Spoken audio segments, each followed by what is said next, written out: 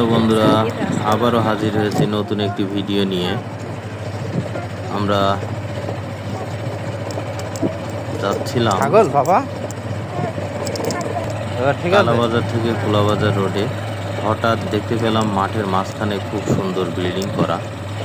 তো দুই মামাতো ভাইকে নিয়ে আর ছেলেকে নিয়ে চলে আসছি। দেখেন, আমার ছেলে তো সেই খুশি। তার একটু ঘোরাঘুরি হইলেই হয়, আর কিছুই লাগে না। সে ঠিকমতো খাওয়া দাওয়া করতে চায় না, কিন্তু ঘোরাঘুরি পাইলে তারে আর ঠেকানো যায় না। বাসা থেকে যখন তাকে নিয়ে বের হচ্ছিলাম, তার আম্মু বলছিল, একা একা নিয়ে যাচ্ছ, থাকবে তো? আমার আত্মবিশ্বাস ছিল যে একটু ঘোরাঘুরি হইলে আর মোটর সাইকেলের উপর থাকলে ওর আর কিছুই লাগবে না।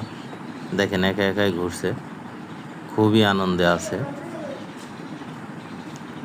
তো এই জায়গাটির নাম নাকি বৈরাগীর দাড়ি, সকলে বলে।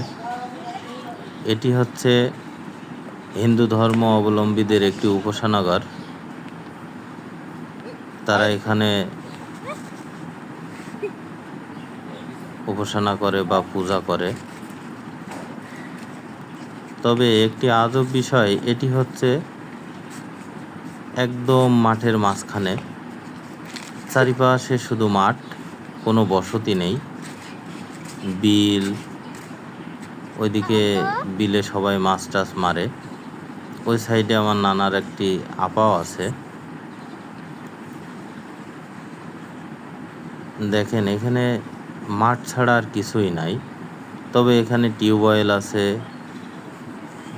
অনেকে মাঠে কাজ করে ক্লান্ত হয়ে অনেকে এখানে টিউবওয়েলে হাত মুখ ধোয়, পানি খায়।